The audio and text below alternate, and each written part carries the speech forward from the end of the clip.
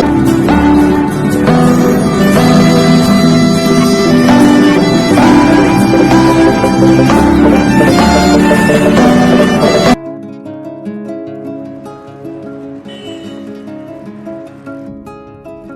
is the base for any life.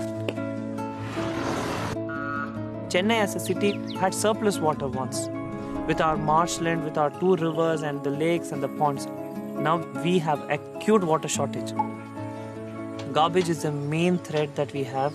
We do not have a proper waste management system.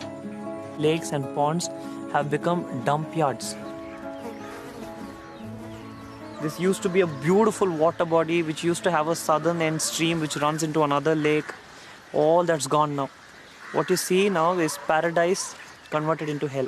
And this is not just happening at this dump yard, but in almost every dump yard in this city. EFI is Environmentalist Foundation of India. We focus on wildlife conservation, habitat restoration. Plastic is the complex polymer. Plastic is the complex polymer. We are adopting water bodies, cleaning them and restoring them.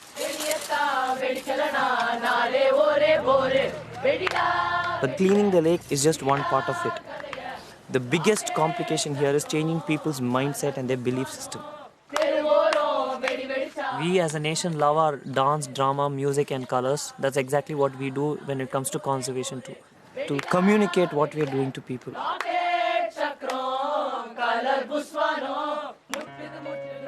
When we protect a lake, fish first returns, tadpoles, frogs, reptiles, amphibians, birds, they all start coming back.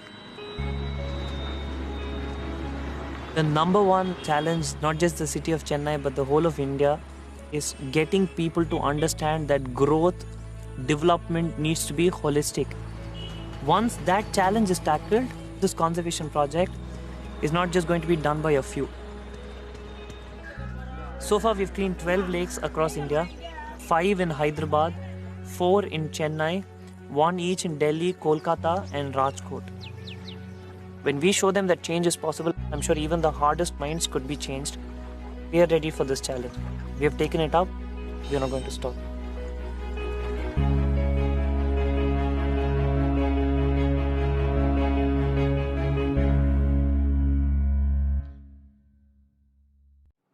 નમસ્કાર દોસ્તો, અગાઉ આપણે an interview with Arun Krishnamurthy વાળા લેસનમાં આપણે પહેલા પાર્ટમાં મળ્યા હતા અને એમાં આપણે જોયું હતું કે અરુણ કૃષ્ણમૂર્તિ એક 17 વર્ષીય છોકરો જેને એફી નામની સંસ્થા સ્થાપી હતી, એન્વાયરમેન્ટલિસ્ટ ફાઉન્ડેશન ઓફ ઇન્ડિયા, અને આ સંસ્થા સ્થાપવાનો એનો મુખ્ય ઈરાદો એના ઘરની નજીક જે તળાવ હતું એ ખૂબ દુર્ગંધિત હતું, ગંદુ હતું અને એ તળાવના જે જીવો હતા એ બધા મરી રહ્યા હતા અને એના કારણે એના બે મિત્રોની સાથે એને આ વસ્તુની શરૂઆત કરી હતી.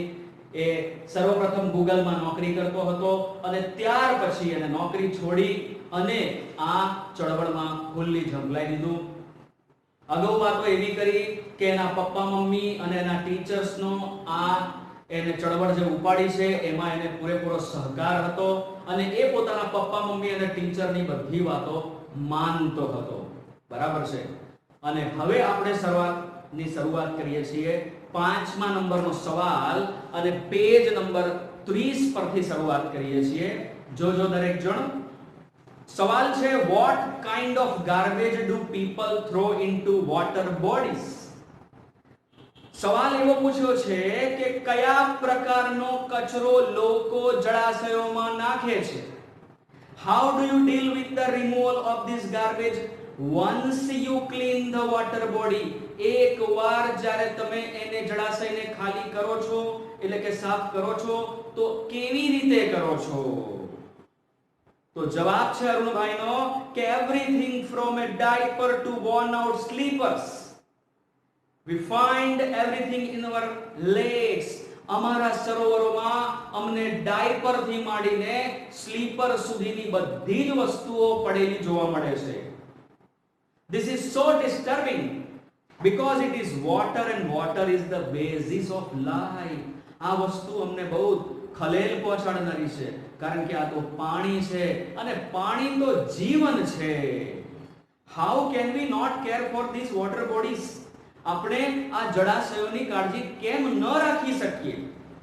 કેવી રીતે ન રાખી શકીએ? We use this garbage for landfill with no or minimal exposure to the outside environment. અમે આ જે કચરો છે એ જમીનમાં દાટી દેવાનું કામ કરીએ છીએ, જેથી કરીને ના બરાબર અથવા તો ઓછામાં ઓછું પર્યાવરણને નુકસાન થઈ શકે અને જળાશયો ચોખ્ખા થઈ શકે. We ensure that the lake area and water holding are free of garbage so that birds, frogs and snakes can live in peace.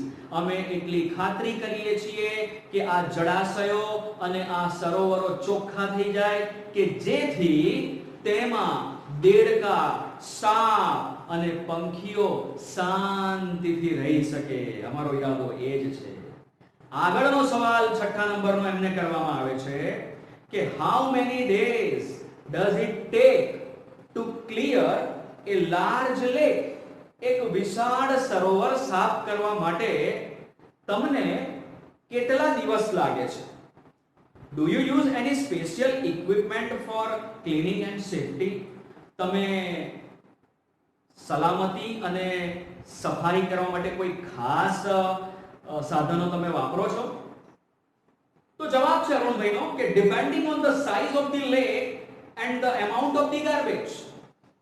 ભાઈ સરોવરની સાઈઝ અને અંદરના કચરાના પ્રમાણે it can take anywhere between 5 days to 3 months to completely clean the lake. સંપૂર્ણ સરોવરને સાફ કરવા માટે 5 દિવસથી માંડીને 3 મહિના સુધીનો સમય અમને લાગે છે. હવે એ કયા કયા સાધનો વાપરે છે એની વાત કરીએ. We have our tools like rakes and spades. અમારી પાસે અમારા સાધનો હોય છે જેમ કે દાંતા એટલે કે દાંતી અને કોદાળીઓ હોય છે અમારી પાસે, પાવડા. બરાબર છે. હવે આગળ સવાલ પત્રકારે પૂછ્યો છે 7મા નંબરનો કે what kind of protective gear do you use? તમે કયા પ્રકારનું રક્ષણાત્મક સાધનો તમે વાપરો છો? Can you describe the cleaning process briefly? જરા તમે ટૂંકમાં આ સફાઈની જે પ્રક્રિયા છે એ જરા દર્શાવશો? તો કહે છે કે we wear nose mask, sanitary gloves and carry rakes and spades. અમે લોકો નોઝ માસ્ક પહેરીએ છીએ, નાક પરનું માસ્ક પહેરીએ, જેવી રીતે આજકાલ આપણે બધા કોરોનામાં પહેરીએ છીએ એવી રીતે માસ્ક પહેરે છે. બીજું અમે સેનેટરી ગ્લોવ્સ એટલે કે હાથના મોજા પહેરીએ છીએ અને અમે અમારી સાથે દાંતી અને પાવડા રાખીએ છીએ with which we collect the garbage, જેની મદદથી અમે કચરો ભેગો કરીએ છીએ and dump it into collection buckets, અને એને અમારી સંગ્રહ કરનારી ડોલમાં બાલદીમાં અમે એને નાખીએ છીએ which are taken to the garbage truck, અને પછીથી એ બધી કચરાની ડોલોને કચરાની મોટી ટ્રકમાં ઠાલવવામાં આવે છે. We also use heavy machinery like earth movers and pocklaying to desilt the lake and clear the weeds and shrubs that are harmful. અમે લોકો મોટી મોટી મશીનરી વાપરીએ છીએ, ખાસ કરીને અર્થ મૂવર નામની મશીનરી, પોકલેન નામની મશીનરી અંદરથી કાદવને ખેંચીને બહાર કાઢી નાખવા માટે અને અંદરના જે ઝાડવા છે, અંદરના ઘાસ ફૂસ છે બધું એને બહાર કાઢવા માટે કે જે નુકસાનકારક છે તળાવ માટે, એ બધું અમે આ તળાવને ચોખ્ખું કરવા માટે વાપરીએ છીએ. આગળનો સવાલ પૂછવામાં આવ્યો છે કે what in your opinion can children and young adults do for the environment? ભાઈ તમારી દ્રષ્ટિએ તમારું મંતવ્ય શું છે કે બાળકો અને યુવાનોએ આ પર્યાવરણ માટે શું કરવું જોઈએ? What could be a small beginning by all of us in terms of protecting the environment? આ પર્યાવરણને બચાવવા માટે અમારે બધાએ શું કરવું જોઈએ?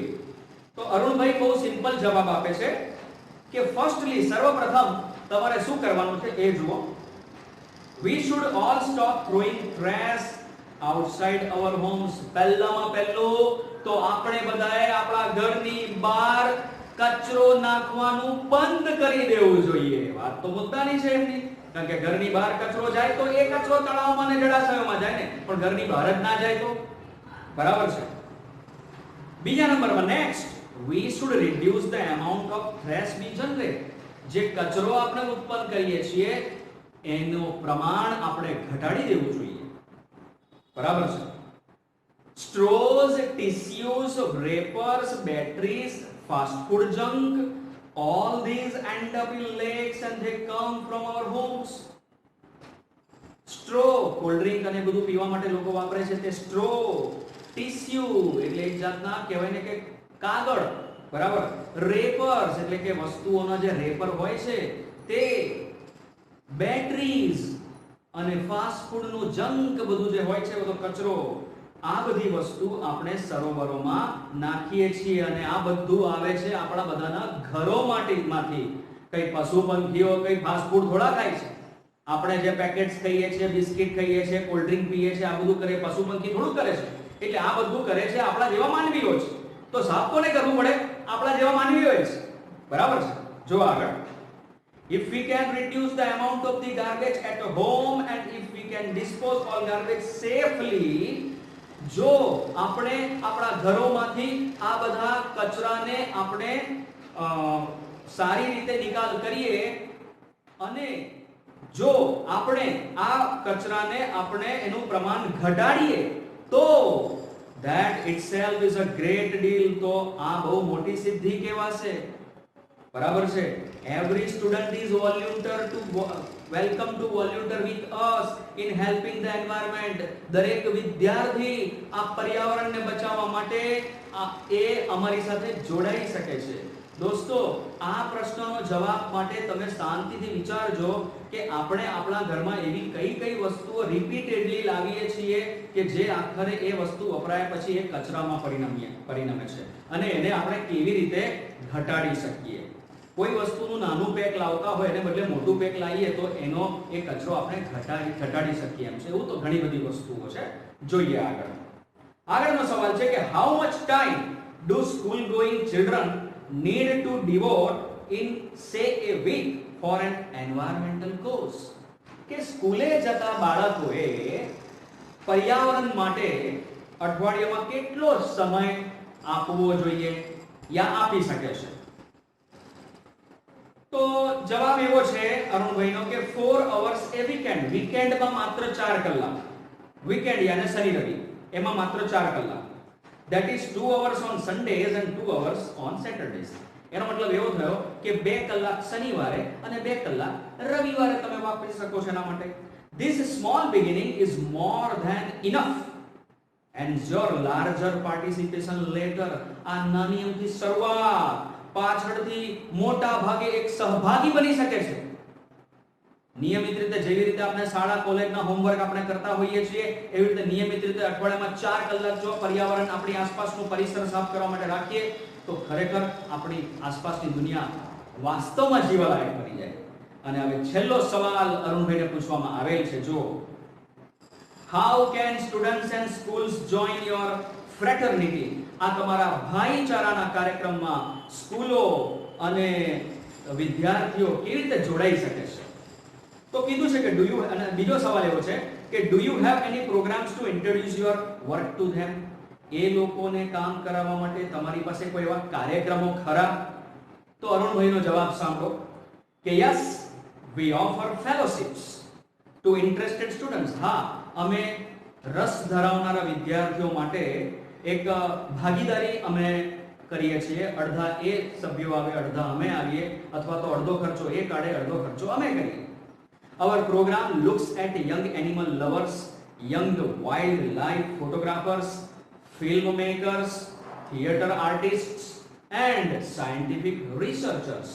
અમારા પ્રોગ્રામ એટલે કે અમારો જે આ કાર્યક્રમ છે એમાં ઘણા બધા લોકો આવતા હોય છે. ખાસ કરીને યુવાન જે પ્રાણી પ્રેમીઓ લોકો હોય છે એ આવતા હોય છે.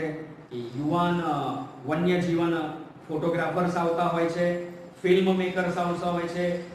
નાટ્યના કલાકારો આવતા હોય છે અને વિજ્ઞાન પરના સંશોધકો આવતા હોય છે. We give them training in these areas. અમે આ બધા વિસ્તારોમાં એમને તાલીમ આપીએ છીએ. And get them actively involved. અને અમે તેમને ખૂબ ઇન્વોલ્વ કરીએ છીએ in all our work, અને અમારા દરેક કામમાં. Our youngest volunteer is in class 3. અને અમારો સૌથી નાનો જે અમારો સ્વયંસેવક છે એ સૌ કહેવાય ને કે 3જા ધોરણનો છે. તો અહીં પૂરા થાય છે અરુણભાઈ સાથેના સવાલ જવાબ. તમારે આ વિડિયોને વારંવાર જોતા રહેવાનો છે દોસ્તો. અને આ વિડિયો તમને જે પણ માધ્યમથી મળ્યો હોય એ તમારે તમારા ધોરણ 10 ના મિત્રો સુધી તમારે પહોંચાડવાનો છે. આ ચેનલને સબસ્ક્રાઇબ ના કરી હોય તો પહેલા એ કામ કરી દેજો. તો આ સાથે વિદાય લઉં છું. Thank you very much.